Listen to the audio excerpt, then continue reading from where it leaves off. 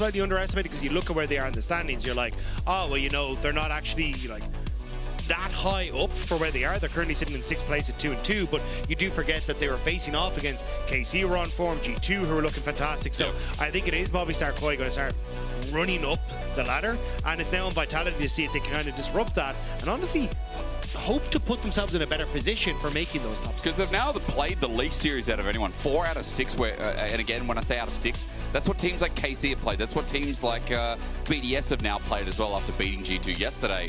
But KOI also just recently beat BDS, so take that as you will, as we're in pick ban. Final series of the day, final series of the week, and Vitality on blue side here already making sure that they just don't want to pick Varus. Dagda, they don't want Vi on first pick either. Yeah, but there's also a MKOI that's been left open, so imagine that. No, not going to be the last one. So MKOI first rotation could be potentially here for Lyncas, and I think that does set you up nicely. Elyoya more than likely going to respond with an Myrwn. We've kind of see Myrwn come out as the answer in the 3v3 battle, but sorry, because you say 3v3, but you say it tree. Yeah.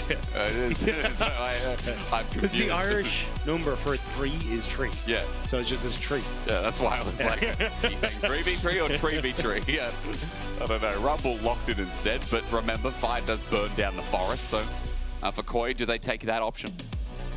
I think MKOI is still just a good option, like regardless. Also, as you say, MKOI Rumble, kind of terrifying because you can lock up so many people, but also people tend to conga line whenever you do go for the Rumble, sorry, for the MKOI ultimate, so sets up for the Rumble. It's going to be the Xin Zhao though, for Elyoya. Wanted to be a little bit more active in the map and look for these early skirmishes, and surprise, surprise, it's Taliyah again. Yes, our favourite.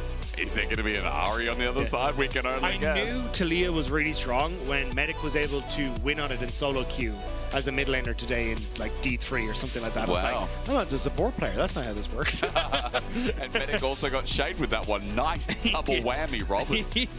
I like to take it out on when he's not here. That's how it goes. And also while his legs don't work, so I can run away. Sucked in Medic, no legs. All right. Well, while he recovers at the gym, in the meantime, Pantheon's going to get locked in. We also find ourselves with a funny setup between top, maybe mid as well. Good CC chain. I mean, if you're not running Xin Zhao, running something like a Pantheon has some similarities in the duelist department. I think it does, like, if you are, as you say, worried about these early skirmishes, Pantheon gives you a lot of power in that, and just helps to facilitate a lot of the laners that you will want to take, like the Viktor here, to try and set yourself up. I did think we just see the Taliyah's here trade, but Czajek feeling more comfortable in the Viktor and has been a champion that he's performed well. Okay. Well, okay, yeah, the Gwen person's here. Okay, Gwen locked in once again. What a big surprise, and the champion is mega OP. Europe has still held on to Gwen, let go of Neferi here. Even though Gwen, the E changes have been minor, and it's still not enough to care. It's like the Yorick and the Scion that I'm surprised we haven't seen picked up. True, where is that Yorick at? I mean, even Odo was saying backstage that Yorick just seems so busted at the moment, it's crazy. But we'll have to wait and see as Alistar ban, maybe another Rell ban coming through for Nisqy in the bottom side, although I imagine it could actually be the Leona ban, and they are going to try and first rotation Alvaro's Rell here for Movistar KOI. Well, so far it's just a Rakan instead. I mean, it might just be a quadruple support ban. As you mentioned, Rell is a bit of a fish here. Maybe AD carry to take away as well. We don't have an AD carry on each side. I mean, we know it's going to be like an Ezreal. Brom goes away as well. Like, what else is on the cards? Yeah. Pick ban is just so stable now for games 1, even games 2. Yeah, there's a lot of understanding of where you're going to trade. Like, I think you can. The risk is if you ban Leona here, I think you get Rell, and there's no real answer for the Rell. Agreed. So I think you kind of have to leave both them open. So I wouldn't be surprised if it's just like a AD carry ban, like an Ezreal, kind of just throw away, there you go, an MF, just to basically take something off the board, just because you do see, here's the Rell, now you're going to want to respond to the Leona and just not corner yourself if you're Vitality. Yeah, no, side note, Nautilus also up and available as well to interrupt mid-air. Those are the standard supports. Honestly, Ezreal, you know. Yeah, the reason Leona works well into Rell, even though she can steal some of the stuff, is she doesn't actually have a shield, and Rell with the Shattering Strike can remove shields. And Nautilus is very squishy if he doesn't have that shield. So I think I'd prefer the Leona in this case. Also works well with the... Well, so Nautilus and Leona work well in this sort of situation, but we'll have to see exactly what the plan is. See where Vitality go. I mean, they need follow-up engage as well. A lot of dive already. Nisqy would be a bit of a hilly move here as they're just cycling through, but as you said, Dagda, a really important point. But the thing is, I feel like they need some sort of engage, because at the moment it's like which Poppy's not. No. So it does well for the matchup, and everything kind of does well in isolation in the matchup so far. But when you actually come to a team fight for Vitality, it's like, who gets or starts off your engage, unless it's just Lyncas throwing his body in there with the Grand Starfall. And even then, it's like your follow-up isn't really great. Like, maybe you're hoping you can get a slow of some kind from Naak, but it's not ideal. Whereas for Movistar KOI, you've now got the Rell to follow up, you've got the Taliyah wall to try and shut people out, and this Gwen should be able to kind of just run around in these fights and do whatever the hell she wants. So from a comp point of view, I feel like Movistar's team fighting just is far superior to Vitality. And how good is it when you have range as well, where you don't have this hard engage, this hard gap close outside of Pantheon, or you know, Poppy sprinting it down, or Kai'Sa pressing R. As a Jhin, the utility providers an AD carry, feels so nice here. So you're right for KOI. I also worry about the fact that Gwen can run away with this game when you have such good side lane threat that comes off the back of Taliyah. Like, okay, Gwen takes over sides and still scales like a truck. Yeah. I think if I'm Elyoya here, I'm trying to play towards Myrwn in the top side to try and set him up for success, have that Gwen as a win condition, and then we get to team fights. Jhin is going to do his job with the curtain call anyway, outrange a lot of Vitality. Honestly, kind of similar when you look towards a Taliyah. She's going to be kiting back, using the Q, the volley, to just try and hit as many people as possible. So I think you've got a clear working order here for Movistar KOI. The only thing is Vitality's lanes do relatively well. Well, actually, I think it's only really mid lane that does, to be honest. So, yeah, I think this is an uphill battle for Vitality. As soon as we started pointing out fan signs as, hang on, wanted Berlin in apartment 1 bedroom, 750 warm, that's pretty generous. That's pretty generous.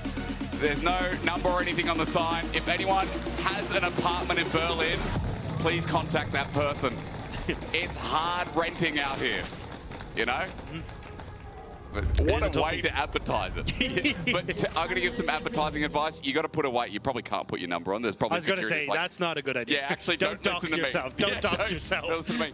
But maybe like an @ or something so people can contact you. Because someone might be watching at home and be like, I'm looking for I'm looking for a co-Lisa. Yeah, a roommate. And boom. And you are suddenly in an apartment where people care about the internet and they play League of Legends. It's true. Double win. Yeah. The rent's paying itself. Well, it's a nice Monday, isn't it? It is. Sorry, I was trying to keep my eyes on what Movistar KOI were up to exactly. It's not quite a late invade, but just trying to get some vision down. They're going to back away. Elyoya will be spotted on the top side, so at least information gained on both sides as to exactly what the junglers are up to. But as we said, I think Elyoya more than likely going to try and move down. Sorry, to start on his bottom side and then rotate up towards Myrwn. See if he can help him out in the early stages. It's going to be an award on these Raptors, though, to kick things off. And again, I feel like we've talked a lot about vision in the past couple of days. It's something that a lot of our top teams do. I mean, any team should do as well. But I'm here to talk about more important things, Dagda, as 2v2 kicks off. And that is what the desk was cracking on about a little bit as well. Just a quick reminder, they're just going to keep going. I feel like the swimming reference was there, you know, because just keep swimming. Just keep, they are a fish. So, again, it feels like in this schedule, Fnatic are the hardest team left. You know, to round out the split, considering where KOI started, they first KC and G2 at full power, as you were just saying before. Yeah, and I do think a lot of their games from Movistar KOI now are kind of ramping up, as you say, to that Fnatic game, which should be an absolute banger next week. But I think it's the manner in which Movistar KOI have done it is really interesting, because when I look at a lot of their drafts, it's been this kind of triple threat style where you have a carry for Myrwn pretty consistently, and it's now giving him that opportunity to kind of step up. We saw the Varus game last week that he played really well on, and it just means that it's very difficult to shut down all aspects of Movistar KOI, and then when you get to team fights, someone is bound to carry, even if you manage to take one of them down. True. It's a reliability, and now with Jojo in the mix as well, it's like, hey, this team is actually fully functioning. As laning phase already, you can see that Czajek in a bit of trouble. Seismic Shove dodged away. So good fancy feat. Czajek's lane has been okay as well, just to give him some compliments. And I think Vitality need compliments after yesterday, Dagda, because that game too, after losing it to Heretics, what was it, 7,000 gold, they're in the lead. And it got team fought over and over and picked off over and over again. Vitality this week has been a bit of a rough blow. Yeah, I mean, to be fair to Heretics, though, in that second game was like insane base defense into insane base defense into some really crafty plays in and around that Baron after they managed to sneak it away. So I think fair dues to Heretics, but I think that has kind of come down to what the crux of the problem is with Vitality is just they don't really know how to close out games even when they get leads. You're exactly right. In the 2v2 though, good blocking from Nisqy, steadfast presence. Alvaro demounts and Carzzy gets some damage back. And the 2v2 things are all even for now. I know someone has burned as of yet. Seismic shot, there it is again.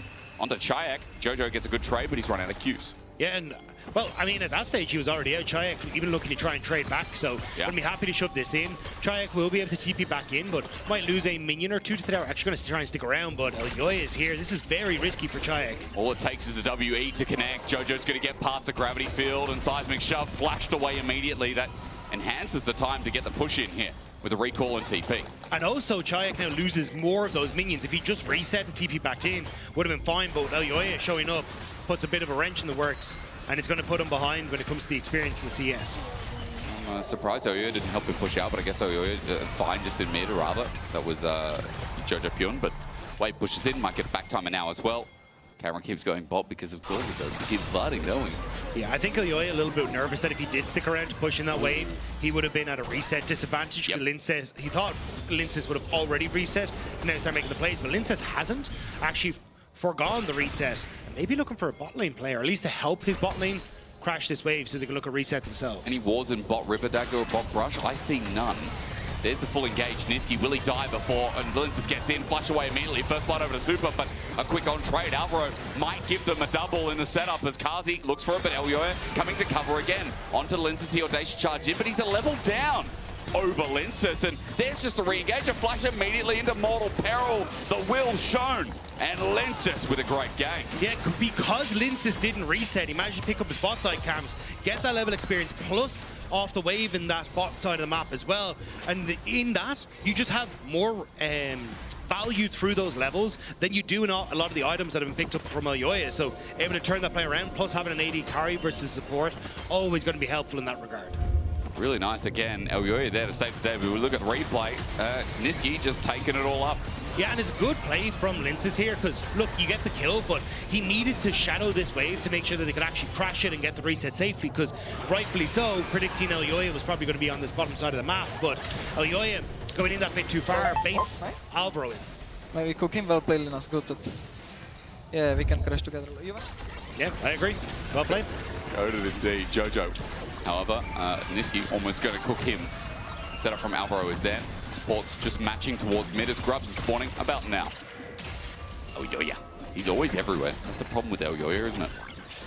Yeah, he's very good at shadowing his lanes and making sure that they're in an okay spot. Was just, unfortunately, a bit out of position on the last one. And it does mean Movistar KOI, though, moving several people to mid will get the push, but Vitality responding. And they want to fight because, again, as Nisqy flashes forward, steadfast presence, look at the items in the jungle. Elyoya has to flash away, and the Chaos Storm is already out. Good zone control. KOI now low. Grubs for free. Over to 3. Yeah, the tunneler early stages for Lyncas is so strong, and just the fact that you are able to play through this Pantheon that is already hyper-aggressive in the early stages, working out well. The flash from Nisqy setting up that play to burn the flash, and now our flash of Elyoya now guarantee themselves the point groups. Really good early game here from Vitality, and again, small gold lead brewing, and you got to remember what's happening in the other lanes that we're not watching. Like, top is keeping neck and neck, and Nato has a wave pushing in against him for now, so might only be down about 5 CS, as unfortunately it's not going to freeze. Just not strong enough of a wave in the position where it is. Nato reaches 7, Myrwn pulls back, but still, all things considered, even with the jungler head not bad as Carzzy, 2v1, he ulties immediately, but he's shot down, he flashes out of the curtain call though. Supa, last shot goes awry. This should give Movistar KOI access to the Dragon though, which is kind of what they're hoping to play for. You can see Elyoya on his blue, and especially with Lyncas having taken that top side objective, they want to try and match something. So it looks like Movistar KOI, I thought they were going to move over, but it's actually Supa resetting for an item, so maybe just looking for the mid play, but yeah, I'm not entirely sure. I mean, it looks like Carzzy will be able to push out this wave as Movistar KOI. A bit uncertain, that's what I wanted to do. Now starting Dragon, I guess that certainty's come back a little bit, but Nisqy's also on the way. I question how far Vitality are willing to take it if it turns into a fight, because Lyncas has ulti now as well. Alvaro is just doing zone control. Dragon's going down quick enough with Jojo helping out now as well. You can see Nako's moving into fog of war maybe to set up for a TP, but no, Dragon goes down in the end. KOI pick up first objective downfall. Yeah, but Carzzy ended up wasting a lot of time kind of poking his head in to see what was happening to the Dragon, so not going to reset on time. So it looks like they're going to have to use that TP from Naak to cover the bot side push as they're going to rotate Carzzy up towards this top side. But he's got a big wave in it that's in the turret now, so in terms of timing, you're still going to miss something down bot. Really good catch out there, Dagda. I wonder if our observers can look at seeing that wave at bot. Yeah, it's gone. Because, yeah, that is shrunken. Yeah, I can tell you for a fact there is no more wave in about 2 seconds, so really good point out, Dagda. Carzzy's now in top lane as well. Nako's going to get some attention. The only way this works is if Myrwn goes down, and he just popped his ulti for the wave. We didn't see it, but he's got nothing in the tank. Carzzy gets the kill, and you know what? Wave versus a kill, they're about even. Yeah, I mean, look, you lose a little bit, but the fact you get the kill going to help out quite substantially. And Nako going to be able to TP down now when he resets to pick up that bot side wave as well and push it in. But Movistar KOI will be members top side. I mean, they're a bloody team and they love to fight in the mud. Nisqy could be in trouble, but Lyncas helping out with his ulti again. But the ulti from Elyoya just killed his mid laner. I don't think Elyoya meant to do it, but he just botched the play. Alvaro running away after a double's given over, and Lyncas just got hand-fed on an Easter Monday. Oh, it's a mess for Movistar KOI. They had to completely abandon that play.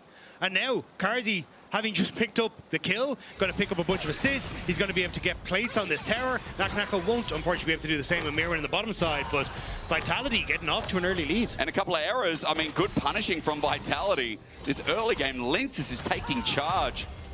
Really nice to see again when you see a 4-0 Pantheon continuing to roll the speed up of the game.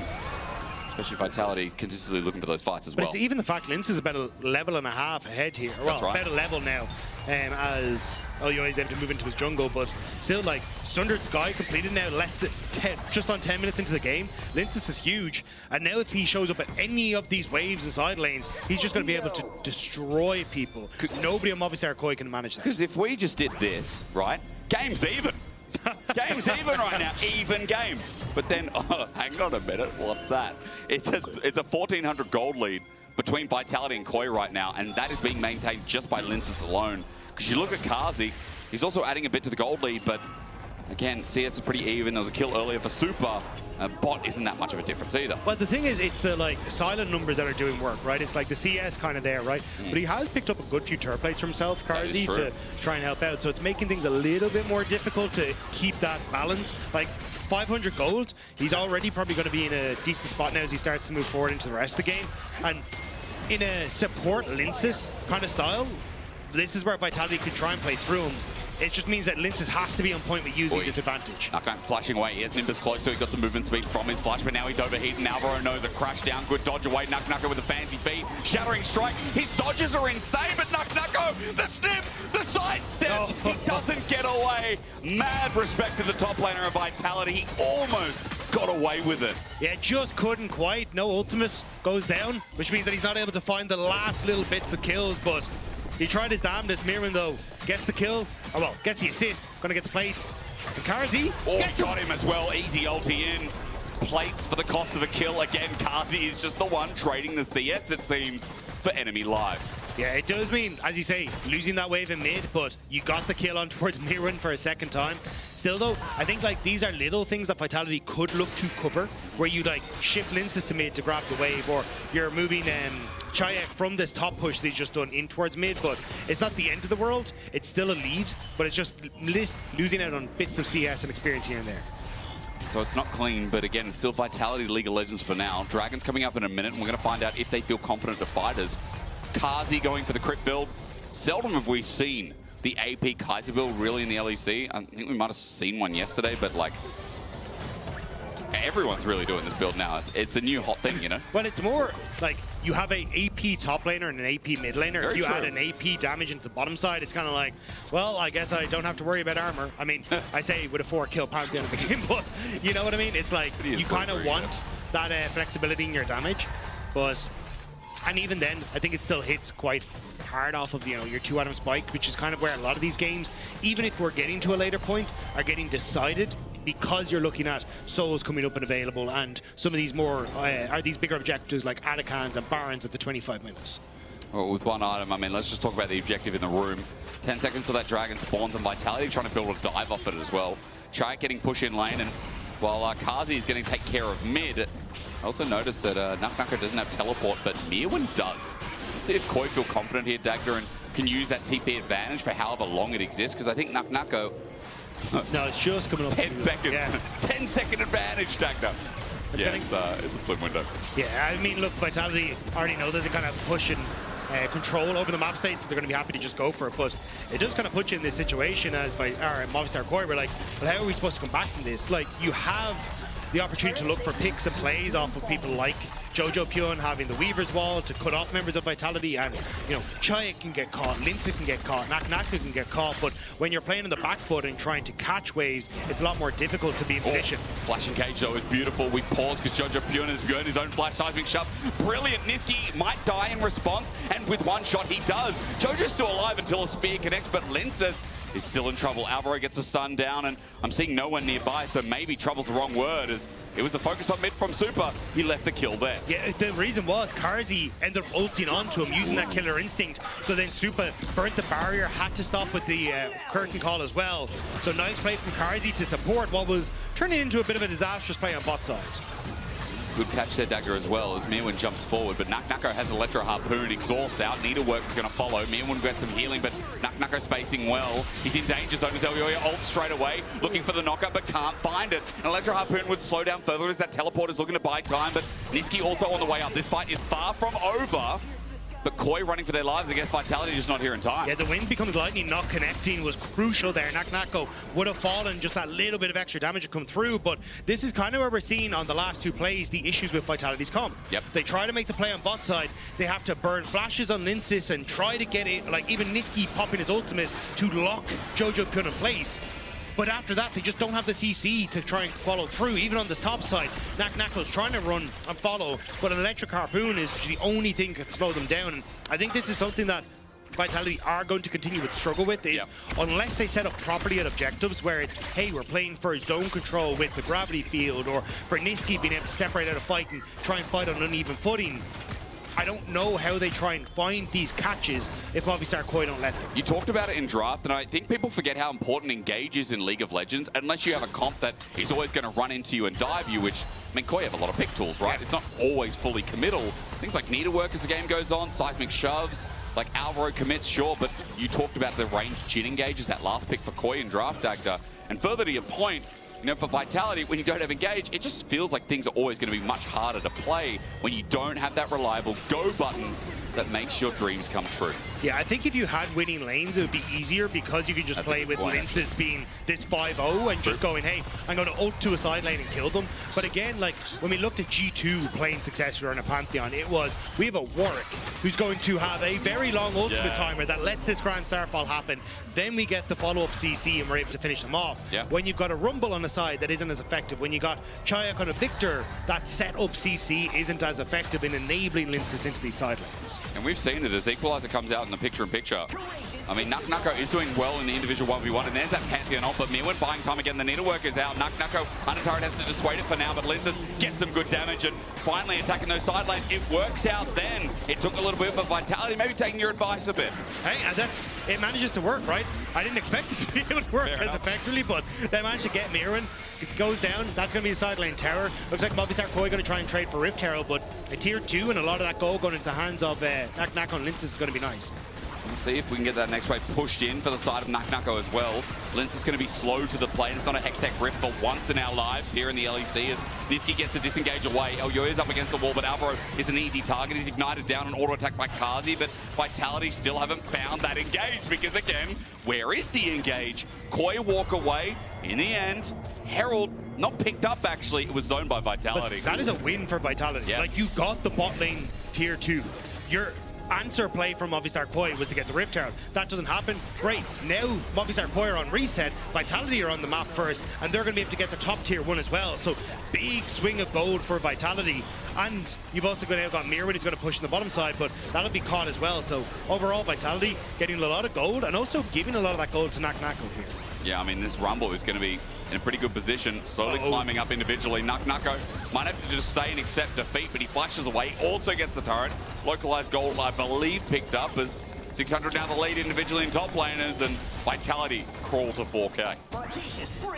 Yeah, I wasn't sure how aggressive Movistar KOI wanted to go, but Lyncas found Alvaro on his own. He can crush down over the wall. Lyncas thinking about following up as he gets movement speed from the E, and there's a Mega Blast Cone there. Lyncas now looking at a new target because Jojo might be caught out. There's no turret here. He wanted to push out the wave, but a little bit greedy here with no mana at all. I mean, yeah, TP, he's going to die in an instant. One more E. Nato eventually going to hit, and he flame spitters into the bush. Jojo, big mistake. Yeah, I think as Jojo, maybe if you just TP'd immediately, you would have been able to get out of that, but it still was always going to be close, and Naak catching Jojopyun overextended, and this is huge for Vitality because Dragon is up and available as well, so when we have to move people in to cover that, although Naak going to keep pushing on the top side, so it'll be a 4v4 for the moment. I mean, Lyncas has really carried this game. Like, there's been good laning coming through from Naak especially. Czajek has kind of survived the onslaught that was Jojo's early phase, and trying to get involved, but like, Vitality through their lanes this game, Dagda, have played the first 15 minutes out pretty well off the back of this Pantheon. And Vitality wanted to enable him when you look at the draft. We were saying, hey, Maokai's open, you could go for Maokai. They left Lyncas so that then he could counter Elyoya on the Xin Zhao, and he's been in Elyoya's face this entire game, making sure that he can't find these early leads that Movistar KOI have really relied on Elyoya to bring to the table. So now Vitality, everyone on the squad looking at this Dragon, it looks like they're going to try and put pressure on towards the mid lane as well, because they know Myrwn wants to look at that top tower. Let's not forget as well, the members we're not talking about, like Czajek and Carzzy, are still slowly scaling up as well. A lot more action happening between jungle and top, but they've got this reliable Viktor win condition, and let's not forget Carzzy as well. As I think in Winter we're talking about him being one of the best team fighting AD carries. It's been up and down, I think, with Vitality's fall and Vitality's inconsistencies. As Equalizer going to be put down, Myrwn's still going to find the turret, but yeah, Carzzy's definitely someone who, if you get into a team fight, he can carry the whole fight for you. He wants to throw it away, but he can also carry it. And he has great hair. Crucial. the most important part. Yeah, I think Carzzy has had a couple of whoopsies over the last few series where it kind of like, you look at games last year where he had like Xayah and he was just hard carrying. I think there was a literal quote where he just turns around and goes, hey, look, I've hard carried this game. I need you to do the second one. I'm tired. But do you even remember the Sivir game in Winter? I think it was a Sivir game where that dude was like trying to 1v9. Yeah, 100%. We still get moments of it, right? Exactly, but I think it's they've been less active, let's say, this split. And I think that's where we're kind of hoping to see Carzzy bring that flair back. The only issue is with this, that the way that this fights are set up, I don't think Carzzy will be able to pop off as much as you'd kind of expect. And also just the fact that the way this game has gone, Vitality are in a gold lead, but they haven't really been able to transition that into towers and map control just yet. Like, there's every time they try and make a play somewhere on the map, the opposite lane is pushed, or they're pushing the wave on bot side, which doesn't really have a tower objective that they can play for. So Movistar KOI now have gotten a tower on top side. They're getting control over mid and being able to hold on to it. And it's starting to become a little bit where Vitality need to force a numbers advantage on mid, and it looks like that's what they're going to try and do here as that top wave's being pushed in. Lyncas is the 2.5 item Pantheon here, so you can see that Q just does enough damage, even through Celestial Blessing. And Vitality, as they play up towards top, and that wave shoved in top, eventually reset. Carzzy going to do the same in mid. Jojo's hitting a side lane right now, so maybe a small advantage here for KOI to get some gold back in the game. But that's the thing, right? Because for Vitality, they are the ones that are in control of this game. They are the ones that should be taking plates. But it's, you know, we've lost the top lane. It was for Dragon, admittedly. But it was like, okay, well, top lane tower goes down. It's more gold going over. Now, Jojopyun has taken bot wave because no one was there to match, because we were getting some vision in top, but not really threatening the tier 2. And I think this is where Vitality, this is the struggle that we've seen in their mid game of not actually being able to get their waves in the places that they should be to force enemy teams to react to the waves and then outnumbering them elsewhere on the map. I was bringing this up as a topic conversation in the green room, where it's like, it feels like in EU, like, you know, to the middle to the bottom teams, we have this problem where advancing the game and asking yourself what's next doesn't feel like it happens in every team. I think G2, when they were working on their mid game last year, and that was a huge discussion, that was something they did well, as Myrwn might be in trouble, and maybe advancement comes from this play as flush away 4, exhaust Myrwn down with the ulti. And nothing up apart from the outer that's the other side of the map. There's going to be a teleport burn by Czajek. Maybe Vitality think, hang on a minute, we can start this Atacant up with no Gwen ult. Yeah, you have the TP from Naak. His ultimate is off cooldown as well, so it looks like that's what they're going to try and force, especially with the exhaust down. Walking. Yeah, there doesn't really seem to be anyone from Movistar. They're slowly starting to move in.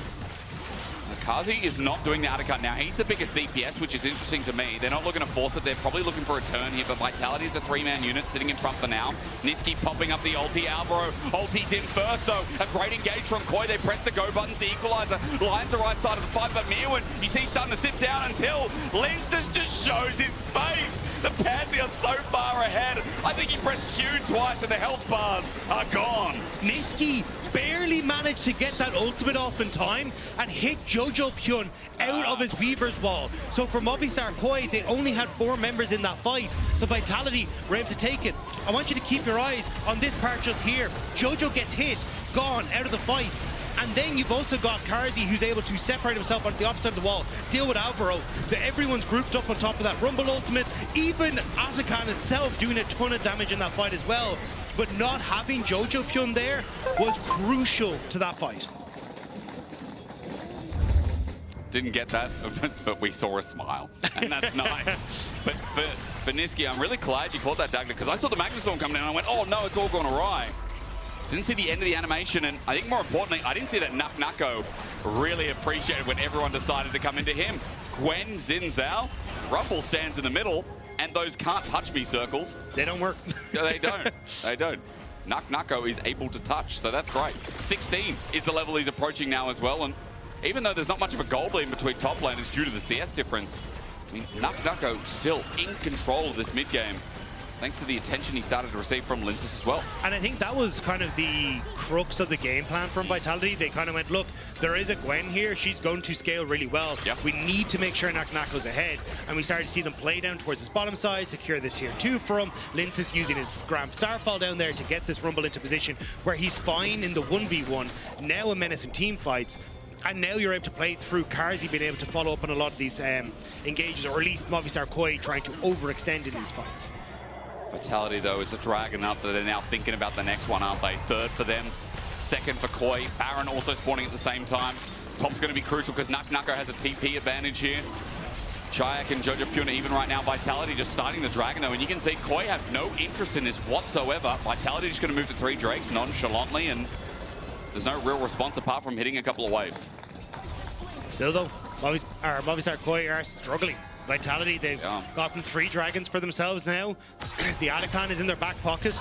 They can look for some of these bigger plays towards things like Baron as well. But again, I think this mid-turret is just being a real thorn in their side. They haven't been able to find a way to crack that open, and it's given Movistar KOI this kind of point to constantly play off of, and giving them time to say, hey, well, Myrwn will eventually get to 3-4 items. We're still looking at this Taliyah. That will be strong late game. I will say, Supa not going to scale that well into the later portion of the game with the build that he's gone, but he will still hurt when he gets to 5-6 items. Can even sell the Youmuu's Ghostblade at some stage if he wants. What about even now in the dueling, Carzzy showing up big? There's some good trade with the lethality from Jhin.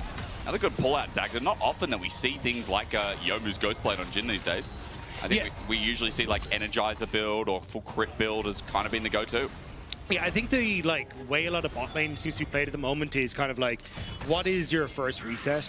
If you go back with less than 1300 gold, go for the lethality style builds, like even if it's going towards collector or something like that. And if you get back with more than 1300 gold, oftentimes it is go for the BF, and it's kind of that break point, because if you're going for an IE, going for the early pickaxe isn't great. Yeah. So it kind of depends on that swing, but also an awful lot of times you are going towards things like the Untal as well. And it's also not like he's running into full tanks, right? We've got bruises on the other side, so you can also understand the lethality from a mathematical perspective, even though I can't really do math.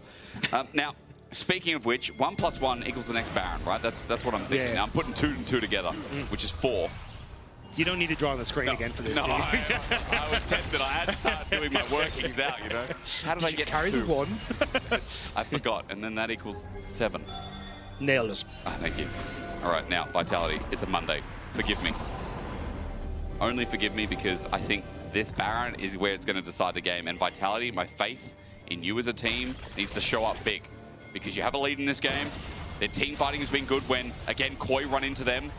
As Dagda said multiple times, the engage is not that smooth. Nisqy either a disengage, set up with pokers, Weaver's well used, Alvaro get out of the way.